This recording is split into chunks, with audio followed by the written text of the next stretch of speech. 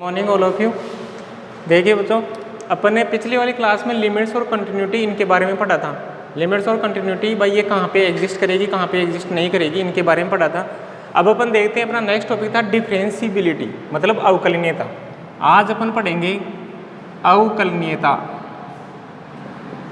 आज का टॉपिक है अपना अवकलनीयता, डिफरेंशिएबिलिटी।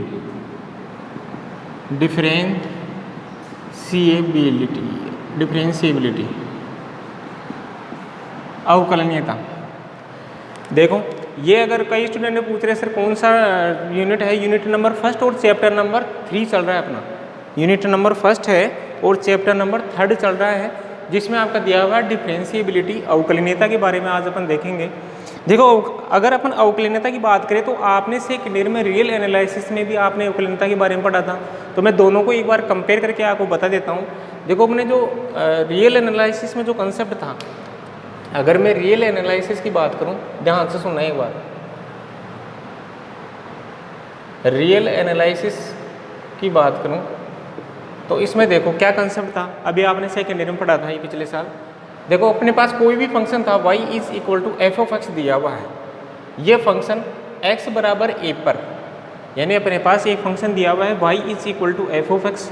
ये function x is equal to a पर कब डिफरेंशिएबल होगा, कब डिफरेंशिएबल होता था, उसका राइट हैंड डेरिवेटिव और लेफ्ट हैंड डेरिवेटिव दोनों क्या हो, एग्जिस्ट हो और इक्वल हो, तब ये फंक्शन अपने पास क्या होता था, डिफरेंशिएबल होता था। यानी y is equal to F of X कोई फंक्शन दिया हुआ है, वो x बराबर a पर, x is equal to a पर कब अवकलनीय होता था, जब उसका दायां अवकलज और उसका बायां अवकलज दोनों क्या हो, एग्जिस्ट हो, विद्यमान हो, मौजूद हो और दोनों की वैल्यू क्या आए, इक्वल आए, तब वहाँ पर ये अपने पास जो भी फंक्शन था वो एग्जिस्ट होता था। किसकी बात करते हैं अपन, रियल एनालिसिस में ऐसा अपन ने करते थे। अब देखो इसका राइट हैंड डेरिवेटिव क्या होता था, राइट हैंड डेरिवेटिव होता था आर एफ डैश ए।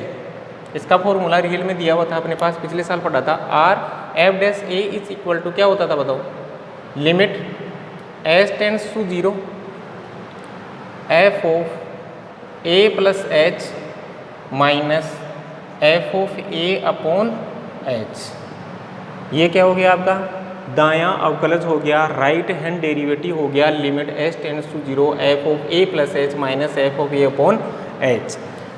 अब इसका लेफ्ट हैंड डेरिवेटिव क्या होता था, L dash F of A is equal to limit S tends to 0 F of A minus H minus F of A upon minus H.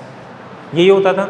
अपन इसका पहले right hand derivative निकालते थे, फिर लेफ्ट हैंड डेरिवेटिव निकालते थे, फिर इनकी जो वैल्यू देते थे वो दोनों इक्वल आती थी, मतलब वो एग्जिस्ट करता था या नहीं कर रहा था। अगर वो दोनों वैल्यूज इक्वल नहीं थी या इसका मान एग्जिस्ट नहीं करता था, मौजूद नहीं या विद्यमान नहीं होता था, तो अपने पास जो फंक्शन दिया हुआ है वो डिफरेंशिएबल नहीं होता था, अवकलनीय नहीं होता था। देखो इसका एक फॉर्मूला और पढ़ा था अपन, इसका एक फॉर्मूला और था, F dash A is equal to limit X tends to A, limit X tends to A F of X minus F of A upon X minus A. ये फॉर्मूला भी आपने पढ़ा है, याद आया, तो ये वाला फॉर्मूला पढ़ा था। अब देखो अपन बात करते हैं कॉम्प्लेक्स एनालिसिस की। ये तो अपने सेकेंड ईयर में रियल एनालिसिस में डिफरेंशिएबिलिटी के बारे में अपन ने ये पढ़ा था। अगर अपन बात करें कॉम्प्लेक्स एनालिसिस की तो अपन इसमें क्या पढ़ेंगे, कॉम्प्लेक्स एनालिसिस। देखो इसको ध्यान से सुनना एक बार, किसी को नोट डाउन नहीं करना, मैं भी टाइम दे दूंगा आपको नोट डाउन करने के लिए, तब आप ये सब राइट डाउन कर लेना। पहले एक बार आप ध्यान से समझो इस चीज़ को।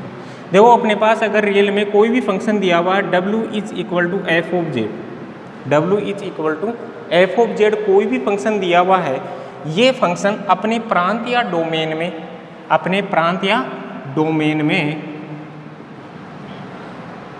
z is equal to J naught पर, यानी इसके प्रांत या डोमेन में एक बिंदु है जे नोट, उस पर कब डिफरेंशिएबल होगा, उस पर कब डिफरेंशिएबल होगा, जब इसका डेरिवेटिव क्या हो, एग्जिस्ट हो। मतलब यह डिफरेंशियल तभी होगा जब इसका डेरिवेटिव क्या हो, एग्जिस्ट हो, विद्यमान हो, यूनिक हो, अद्वितीय हो, तभी ये क्या होगा, कोई भी फंक्शन दिया हुआ w is equal to F of Z, मतलब कॉम्प्लेक्स नंबर में कोई भी फंक्शन दिया हुआ है वो अपने प्रांत या डोमेन में z बराबर जे नोट बिंदु पर कब डिफरेंशिएबल होगा, जब इसका डेरिवेटिव क्या हो, एग्जिस्ट हो, यूनिक हो, क्या हो, अद्वितीय हो।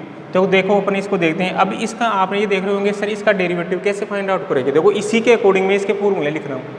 अब देखो यहाँ से देखो एफ डैश ए, अब एफ डैश ए को मैं क्या लिख सकता हूँ इसके अंदर, एफ डैश तो लिख दूंगा, ए यहाँ पे क्या रहेगा, जेड नोट, क्या रहेगा, जेड नोट, ये रहेगा।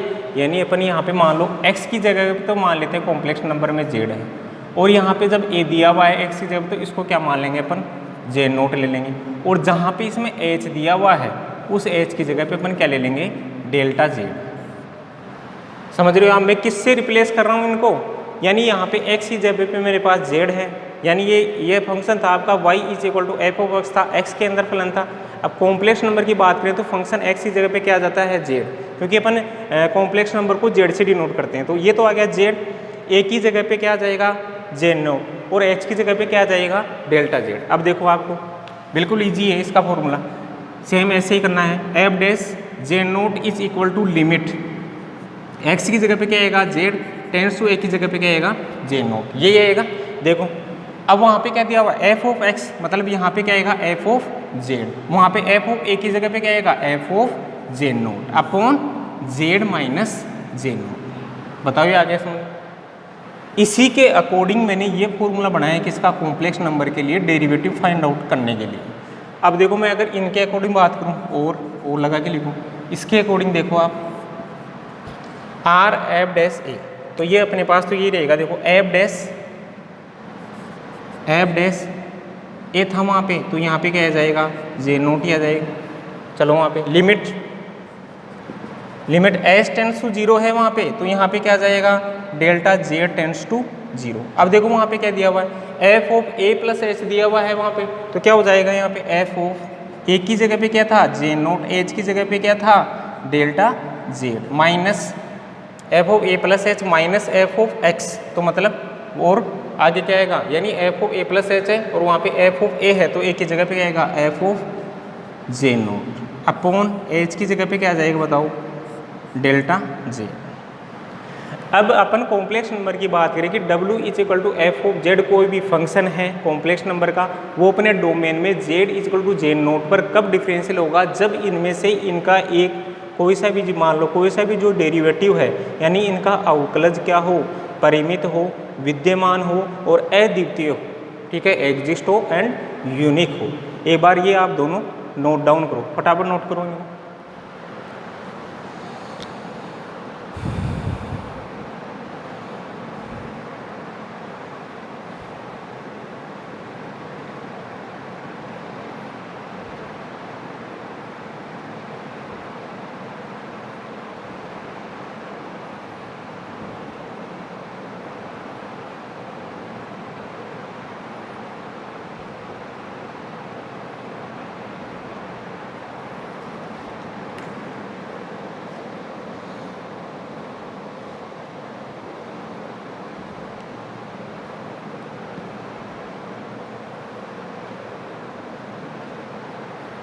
अब आप एक बार वापस देखो मैंने आपको ये बताया कि कोई भी फंक्शन आपको दिया हुआ है क्या, w is equal to F of Z की अपने domain z is equal to Z naught, इस बिंदु पर डिफरेंशिएबल तभी होगा जब इसका ये डेरिवेटिव क्या होगा, एग्जिस्ट होगा। अब आप ये सोच रहे होंगे सर ये डेरिवेटिव कब एग्जिस्ट होगा, आपके ये भी होगा। तो मैंने देखो आपको कंटिन्यूटी पढ़ाई है, कंटिन्यूटी के बाद मैंने आपको उससे पहले आपको लिमिट पढ़ाया था, तो लिमिट यहाँ पे भी आपकी यूज हो रही है ना, यानी आप डेरिवेटिव फाइंड आउट कर रहे हो। तो आप ये देखो कि डेरिवेटिव जो भी अवकलज है वो कब विद्यमान होगा, जब उसकी लिमिट क्या हो, एग्जिस्ट, मतलब जब इसका डेरिवेटिव कब एग्जिस्ट होगा, जब उसकी लिमिट क्या हो, एग्जिस्ट करे, इसकी लिमिट क्या करे, एग्जिस्ट करे। मतलब आपको फलन में क्या क्या देखना, देखो यानी कोई भी फंक्शन तब डिफरेंशिएबल होगा जब उसका क्या हो, डेरिवेटिव एग्जिस्ट हो। डेरिवेटिव कब एग्जिस्ट होगा, जब उसकी लिमिट भी क्या हो, एग्जिस्ट करे, या लिमिट भी क्या हो, मौजूद हो। ये चीज़ आपको पता होनी चाहिए। अब देखो इस पे बेस्ड अपन एक क्वेश्चन लिखते हैं, क्वेश्चन लेते हैं। तो क्वेश्चन एक बार आप नोट करो, क्वेश्चन सिद्ध करो कि क्वेश्चन लेते हैं अपन। चलो मैं क्वेश्चन नोट डाउन करवाता हूँ आपको एक बार।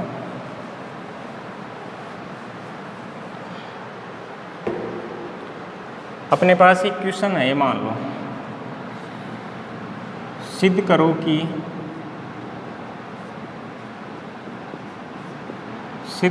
कि फलन F of Z is equal to mod of Z square. ये फलन सर्वत्र यानी सभी जगह पर सर्वत्र संतत है। सभी जगह पर क्या है, ये कंटिन्यूअस है। लेकिन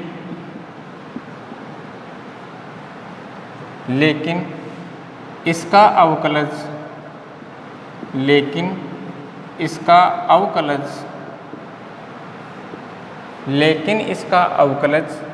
केवल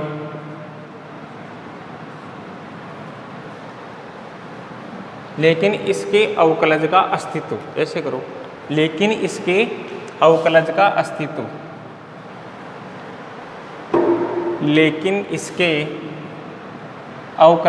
अस्तित्व केवल मूल बिंदु पर है।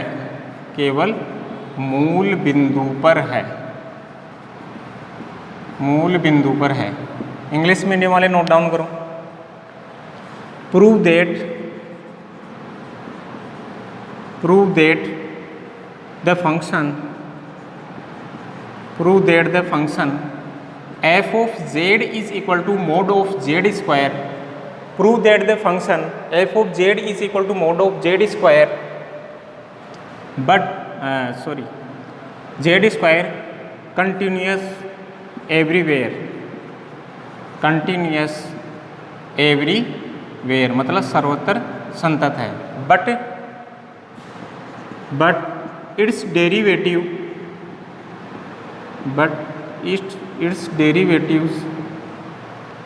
exist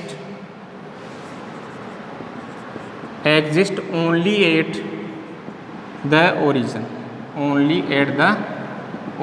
ये अपने पास क्वेश्चन है, prove that the function f of z is equal to mod of z square continuous everywhere but its derivative exist only at the origin.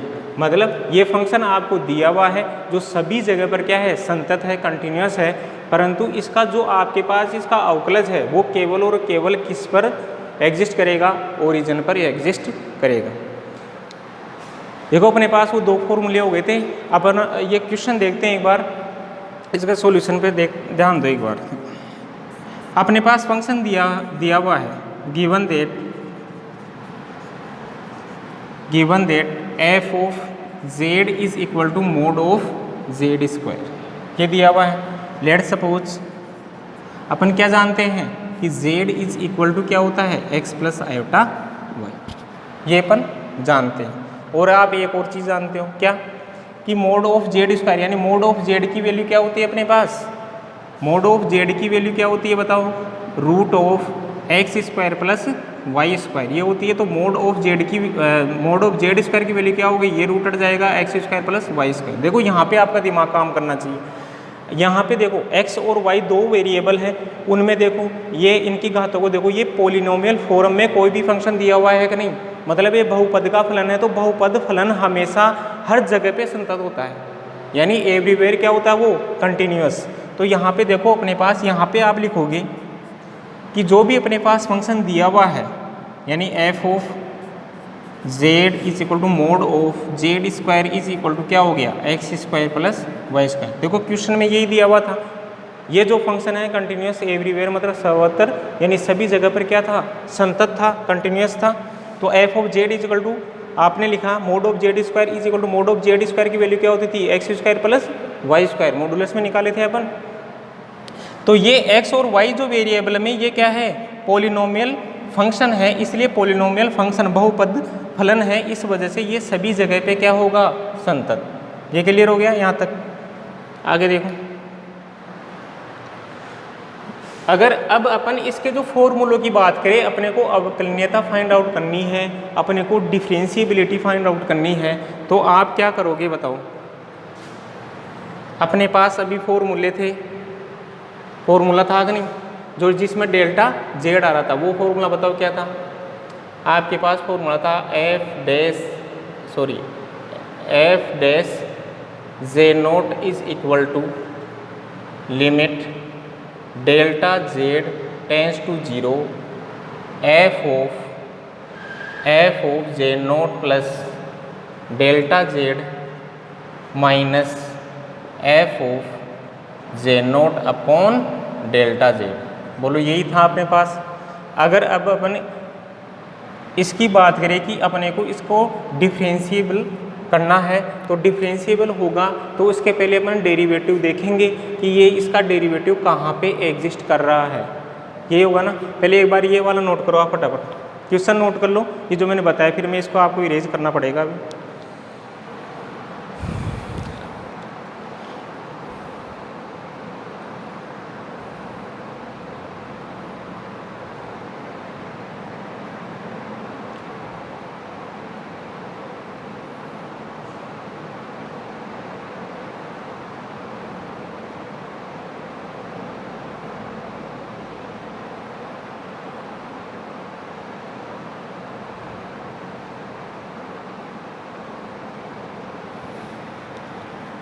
देखो एक बार इसी के अकॉर्डिंग आप इसका फॉर्मूला लिखो।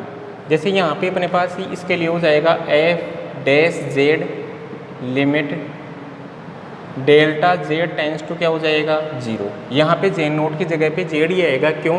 क्योंकि अपने पास F of Z is equal to mod of Z square दिया हुआ है। यहाँ पे अगर जेड नोट होता तो मैं वहाँ पे जेड नोट ही लेता, ठीक है। यहाँ पे जेड है तो मैं किसके लिए फाइंड आउट कर रहा हूँ, फंक्शन जेड में दिया हुआ है। अगर जेड नोट होता तो यहाँ पे मैं जेड नोट ही लेता, F dash Z limit delta Z tends to zero. तो यहाँ पे क्या हो जाएगा F of Z plus delta Z minus F of Z, यही होगा अपॉन डेल्टा जेड। ये तो अपनी ये बात आ गई। देखो आपको आपके दिमाग में ये आना चाहिए कि सर मेरे को इसको डिफरेंशिएबिलिटी इसकी चेक करनी है, तो पहले मैं इसका डेरिवेटिव देखूंगा। अब डेरिवेटिव कब एग्जिस्ट करेगा, जब इसकी लिमिट एग्जिस्ट करेगी। बात वही है कि जो अभी मैंने आपको बताया है इसकी थ्योरी के अंदर, इसके कंसेप्ट मैंने आपको बताया है कि डिफरेंशिएबिलिटी जब भी चेक करोगे पहले उसका डेरिवेटिव देखना है। डेरिवेटिव जब भी चेक करोगे तो आपको उसकी लिमिट देखनी है कि लिमिट उसकी एग्जिस्ट कर रही है या नहीं कर रही। तो देखिए इसमें आगे देखते हैं अपन।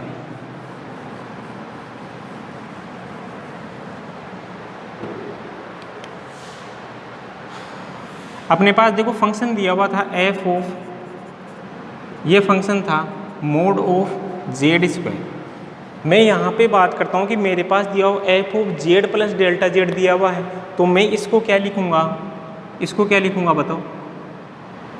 यानी F of Z plus delta Z दिया हो तो बताओ मैं इसी के अकॉर्डिंग इसको मेरे को लिखना पड़ेगा। क्या हो जाएगा mode of Z plus delta Z का होल स्क्वायर, ये लिखूँगा ना।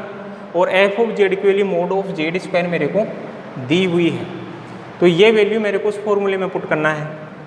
पुट करो क्या आएगा F dash Z is equal to limit delta Z tends to zero. Delta Z tends to zero मतलब डेल्टा जेड किसकी तरफ अग्रसर हो रहा है, जीरो की तरफ। वहाँ पे देखो F of Z plus delta Z की जगह पे क्या लिखोगे आप, mode of Z plus delta Z, ये वैल्यू है अपने पास, माइनस एफ ऑफ जेड है, वहाँ पे क्या लिखोगे मोड ऑफ जेड का स्क्वायर अपॉन क्या आएगा डेल्टा जेड, ये आ गया। अब देखो अपन कॉम्प्लेक्स नंबर की जो प्रॉपर्टी थी उसकी बात करते हैं। कॉम्प्लेक्स नंबर की प्रॉपर्टी में मैंने आपको प्रॉपर्टी बताई थी मोड ऑफ जेड स्क्वायर के लिए, क्या बताया था, पढ़ते नहीं हो, जो भी आपको बेसिक्स बताएं वो एक बार आपको देखना है, वो बेसिक्स आप पढ़ के आया करो पहले सारा कंप्लीट। देखो यहाँ पे क्या हो जाएगा, मैंने आपको ये बताया था कि जेड, ध्यान रखना जेड इंटू जेड बार दिया हुआ है, ये प्रॉपर्टी में था अपने, जेड इंटू जेड बार दिया हुआ है, तो जेड की वैल्यू क्या थी एक्स प्लस आयोटा वाई और जेड बार की एक्स माइनस आयोटा वाई। इन दोनों को अपन ने मल्टीप्लाई किया था, यानी ए प्लस बी और ए माइनस बी हो गया था, क्या हो गया X square minus iota square into Y square, ये हो गया था। आयोटा स्क्वायर की वैल्यू क्या थी -1, तो ये क्या आ गया था अपने पास X square plus Y square. याद आ गई ये प्रॉपर्टी, मैंने आपको पहले बताया था। अब ये प्रॉपर्टी इसी के अकॉर्डिंग यहाँ पे देखो आप, यानी जो ये वैल्यू थी ये क्या थी, मोड ऑफ जेड का स्क्वायर थी। तो मोड ऑफ जेड को मैं क्या लिख सकता हूँ, जेड इंटू जेड बार लिख सकता हूँ नहीं।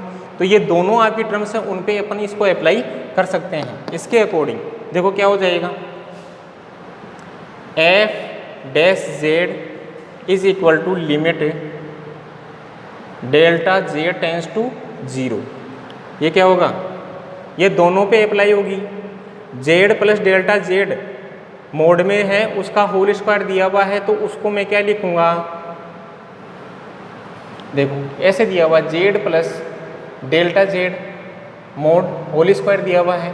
आप इसको लिखते थे, अगर मोड ऑफ जेड स्क्वायर हो तो जेड इंटू जेड बार लिखा करते थे। यहाँ पे जेड की जगह पे क्या दिया हुआ है, जेड प्लस डेल्टा जेड दिया हुआ है ना, तो क्या लिखोगे बताओ, एक बार तो आ जाएगा Z plus delta Z into Z plus delta Z का बार आएगा कि नहीं, यही तो लिखूंगा मैं। तो यहाँ पे आपको क्या लिखना है, Z plus delta Z into Z plus delta Z का बार, फिर माइनस में। अब मोड ऑफ जेड स्क्वायर को क्या लिख सकते हो, Z into Z bar upon क्या था बताओ, डेल्टा जेड। यहाँ तक नोट करो एक बार फटाफट।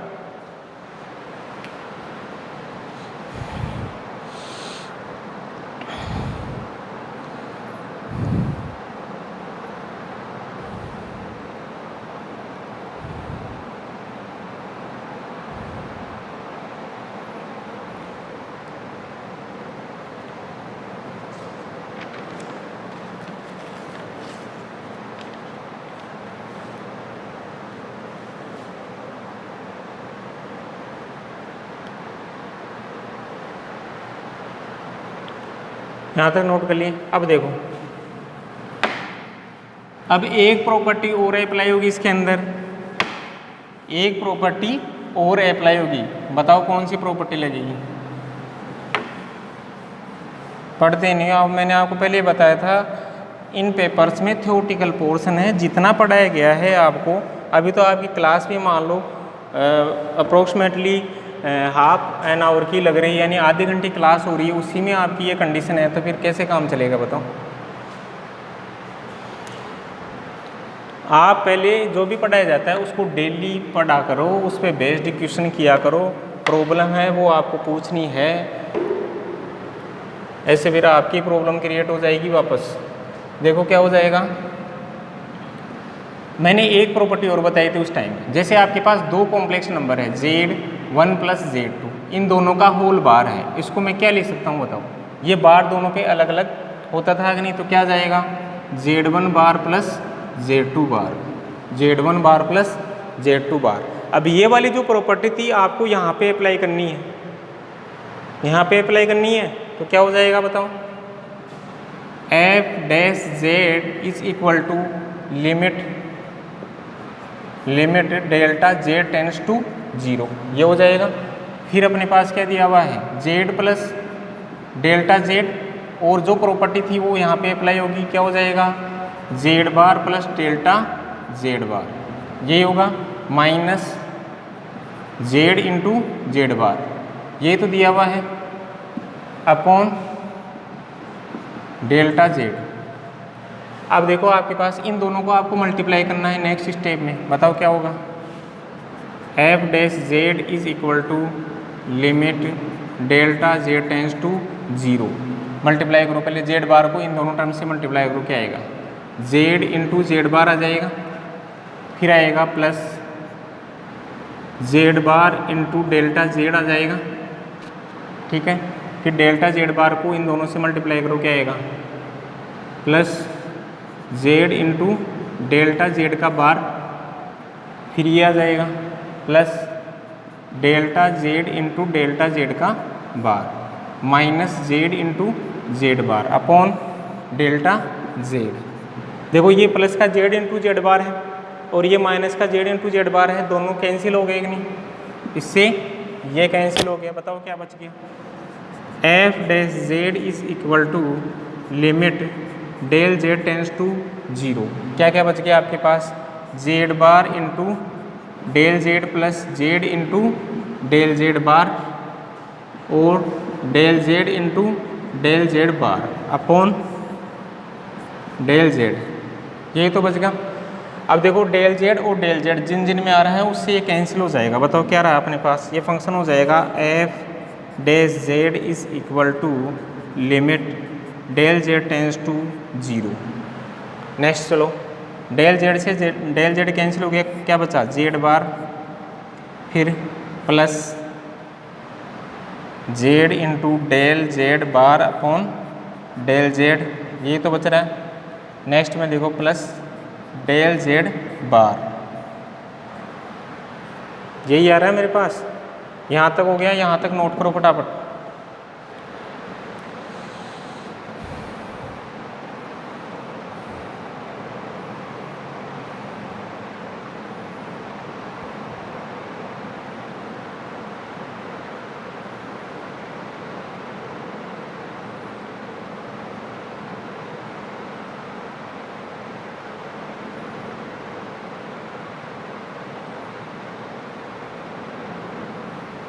नेक्स्ट देखो फटाफट।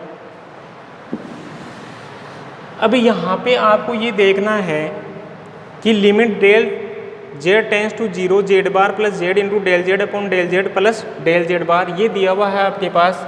अब यहाँ पे डेल जेड टेंस टू 0 मतलब डेल जेड किसकी तरफ जा रहा है, 0 की तरफ, और मूल बिंदु की तरफ जा रहा है। तो वहाँ के दो रास्ते हैं अपने पास, ऐसा क्वेश्चन पहले भी ये था, आपको पता है। तो दो रास्ते हैं, तो पहले मैं ले लेता हूँ कि अलोंग एक्स एक्सिस, मतलब मूल बिंदु में एक से एक्स एक्सिस के अलोंग जा सकता है और एक वाई एक्सिस के अलोंग जा सकता है। तो केस नंबर फर्स्ट अपन पहले क्या लेते हैं, अब केस नंबर फर्स्ट। देखो केस नंबर फर्स्ट में if del Z tends to 0 along X axis, along X axis. अब अलोंग एक्स एक्सिस की बात करूँ मैं, तब क्या हो जाएगा बताओ।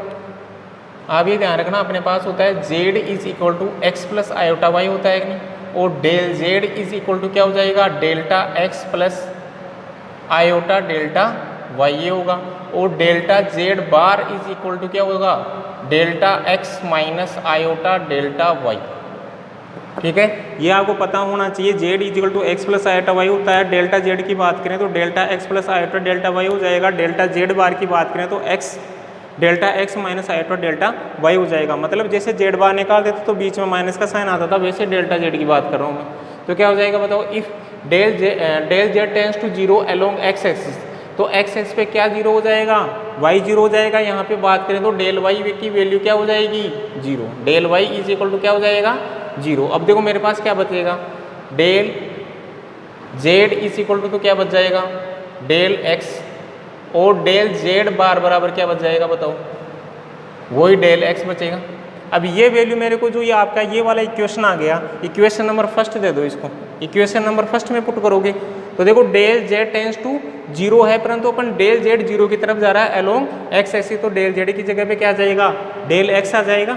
अपन एक्स एक्स की बात करें तो बताओ क्या हो जाएगा function, F dash Z is equal to limit change हो जाएगी, डेल एक्स टू क्या हो जाएगा, डेल एक्स टेंस टू 0। अब देखो यहाँ पे आओ, जेड बार दिया हुआ है, जेड बार को ऐसे कैसे लिख दो, plus Z into delta Z bar की जगह पे क्या लिखोगे, डेल एक्स लिखोगे, अपॉन डेल जेड की जगह पे क्या लिखोगे, डेल एक्स लिखोगे, प्लस डेल जेड बार की जगह पे क्या लिखोगे, डेल एक्स लिखोगे। देखो डेल एक्स से डेल एक्स कैंसिल हो गया, और डेल एक्स यानी del X tends to 0, delta X किसकी तरफ जा रहा है, 0 की तरफ, तो डेल एक्स की वैल्यू भी क्या हो गई, 0।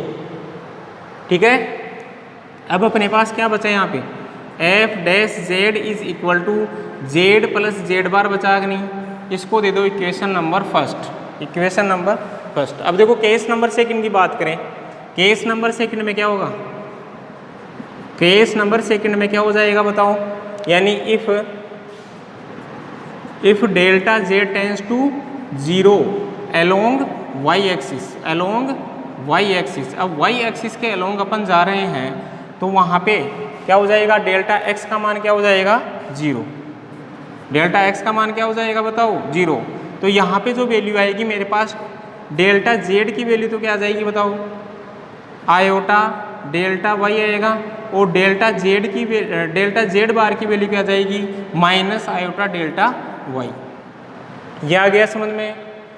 अब देखो ये वैल्यू आपको इक्वेशन नंबर फर्स्ट में पुट करनी है, क्या हो जाएगा, F dash Z is equal to limit along Y axis find out करना है अपन। तो यहाँ पे डेल्टा जेड था, एक्सेस के अलोंग ही तो delta X tends to zero हो गया था। अगर वाई की बात करेंगे तो क्या हो जाएगा, delta Y tends to zero हो जाएगा। लिमिट यहाँ पे iota delta Y tends to zero नहीं होगा, क्योंकि आयोटा क्या तो मान है, रूट ऑफ -1 होता है, इसलिए क्या आएगा, delta Y tends to zero. ये वाली वैल्यू आ गई, limit delta Y tends to zero.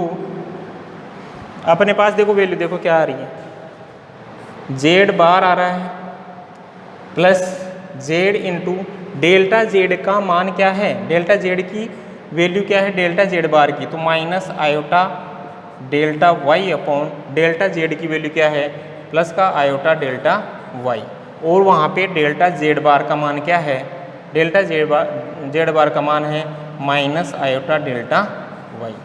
ये दिया हुआ है। देखो इस आयोटा डेल्टा वाई से आयोटा डेल्टा वाई कैंसिल हो गया। डेल्टा वाई की बात करें तो ये जीरो की तरफ अग्रसर हो रहा है, तो आयोटा जीरो से मल्टीप्लाई होकर क्या हो जाएगा, जीरो। और यहाँ पे वैल्यू क्या आ जाएगी बताओ, Z minus Z, Z bar minus Z, यही आ रहा है ना, जेड बार माइनस जेड। देखो उसको फटाफट नोट कर लो आप। अपने पास जो वैल्यू आ रही है क्या आ रही है, F dash Z is equal to Z minus Z bar minus Z, ये वैल्यू आ रही है। इसको इक्वेशन नंबर 2 दे दो आप। फर्स्ट तो अपन ने पहले दे दी, और ये इक्वेशन नंबर क्या हो जाएगी, 3 हो जाएगी। अब आप देखो F dash Z is equal to Z minus Z bar minus Z आ रहा है, और यहाँ पे केस नंबर फर्स्ट की वैल्यू देखो जेड प्लस जेड बार आ रहा है कि नहीं, तो दोनों की वैल्यू इक्वल है क्या, जो भी आपने लिमिट फाइंड आउट की है इक्वल नहीं है।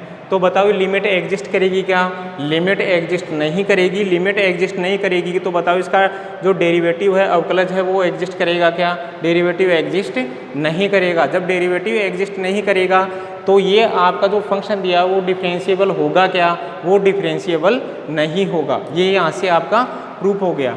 तो आप इसमें जो भी निष्कर्ष इसका रिजल्ट है वो आप ऐसे लिखोगे कि जो भी फंक्शन दिया हुआ था उसकी जो लिमिट थी दोनों केसेस में, वो लिमिट एग्जिस्ट नहीं कर रही है, विद्यमान नहीं कर रही है, उनकी वैल्यू दोनों की सेम नहीं आ रही है। इसीलिए जब लिमिट एग्जिस्ट नहीं कर रही है तो इसका जो डेरिवेटिव है वो भी एग्जिस्ट नहीं करा, और जब डेरिवेटिव एग्जिस्ट नहीं करा तो फंक्शन डिफरेंशिएबल नहीं होगा। ये आपको करना है। देखो अब ये फंक्शन कहाँ पे डिफरेंशिएबल होगा, उसने बोला है कि इसका डेरिवेटिव है उसका एग्जिस्टेंस कहाँ पे है, एट द ओरिजिन, मतलब मूल बिंदु पर इसका क्या है, एग्जिस्टेंस है। तो आप देखो इन दोनों इक्वेशन से, इक्वेशन नंबर 2 और इक्वेशन नंबर 3 से देखोगे तो क्या आ जाएगा बताओ, दोनों इक्वेशन इक्वल करो पहले आप, Z plus Z bar is equal to Z bar minus Z, ये हो रहा है।